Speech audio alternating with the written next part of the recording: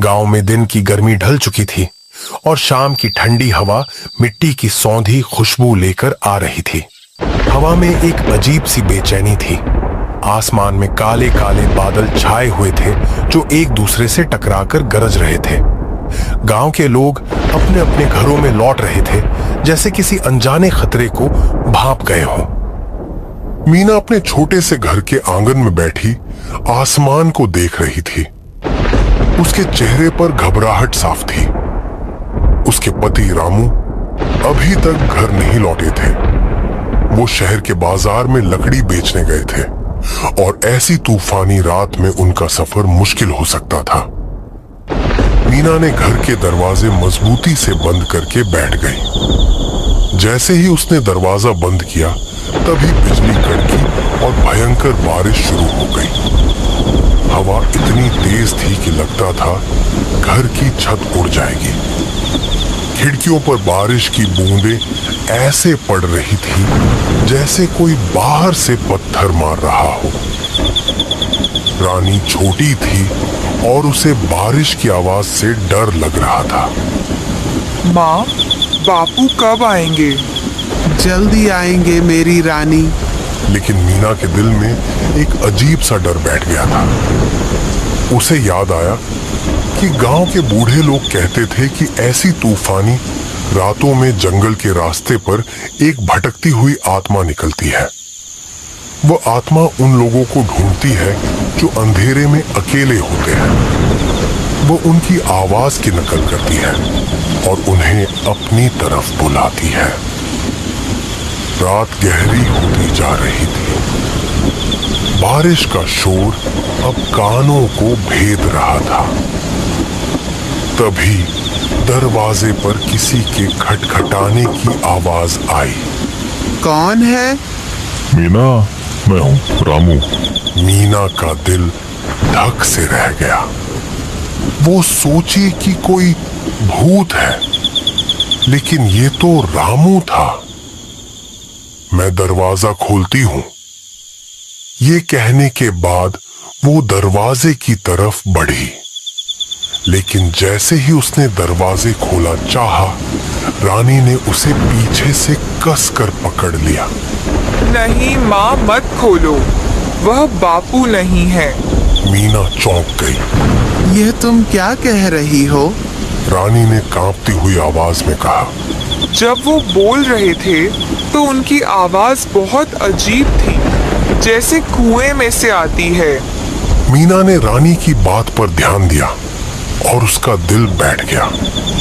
उसे याद आया कि गांव के लोग कहते थे कि उस भटकती आत्मा की आवाज में एक अजीब सी गूंज होती है जो किसी भी इंसान की आवाज की नकल करने के बावजूद नहीं छिपती। मीना दरवाजे से हटकर घर के एक कोने में अपनी बेटी के साथ दुबक कर बैठ गई। बाहर से आवाज फिर आई।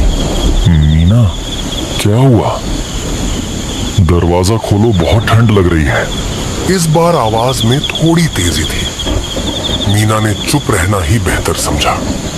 वो जानती थी कि अगर उसने दरवाजा खोला तो वे दोनों कभी जिंदा नहीं बच पाएंगे। बाहर से अब कोई आवाज नहीं आ रही थी। सन्नाटा छा गया था, सिवाय बारिश के शोर के। मीना ने सोचा कि शायद वो आत्मा चली गई है। उसने रानी को देखा जो अब सो गई थी। उसने भी आंखें बंद कर ली और भगवान से प्रार्थना करने लगी। सुबह जब उसकी आंख खुली तो बारिश थम चुकी थी। सूरज की पहली किरणें घर के अंदर आ रही थी। मीना ने दरवाजा खोला और बाहर देखा। आंगन में कोई नहीं था। दूर से गांव के लोगों की आवाजें आ रही थीं। वह अपनी बेटी को जगाकर बाहर निकली। गांव के चौराहे पर लोग एक जगह जमा थे। मीना ने देखा कि रामू वहां खड़ा था। उसके कपड़े गीले थे और चेहरे पर एक अजीब सा भाव था। वह गांव के मुखिया को कुछ बता रहा था। रामू ने मीना को देखा और उसकी तरफ भागा। मीना, तुम ठीक हो? तुम रात में कहाँ थे? रामू ने बताया कि वो शहर से लौट रहा था। तभी तूफान शुरू हो गया। जंगल के पास उसकी बैलगाड़ी का पहिया टूट गया। वो उसे ठीक करने की कोशिश कर रहा था कि तभी उसने दूर से किसी की आवाज ही सुनी जो उसे बुला रही थी। वो आवाज अब बिल्कुल तुम्हारी तरह थी। वो मुझे जंगल के अंदर बुला रही थी। मुझे लगा तुम खतरे में हो, इसलिए मैं उस तरफ जाने लगा। लेकिन तभी गांव के एक बूढ़े आदमी की बात याद आई जो कहते थे कि ऐसी आवाजों के पीछे कभी नहीं जाना चाहिए। रामू ने आगे बताया कि उसने हिम्मत करके उस आवाज को अनदेखा किया और रात भर एक पेड़ के नीचे इंतजार किया। सुबह जब बारिश थमी तो वो किसी तरह पैदल गांव पहुंचा। ये सुनकर मीना और रानी ने एक दूसरे को देखा। मीना को रानी पर गर्व हुआ जिसने अपनी सूझबूझ से उन दोनों की जान बचाई थी। उसने मन ही मन सोचा कि रामू अगर उस आवाज के पीछे चले गए होते तो क्या होता। रामू ने मीना और रानी को गले लगा लिया और वे सब घर वापस लौट गए।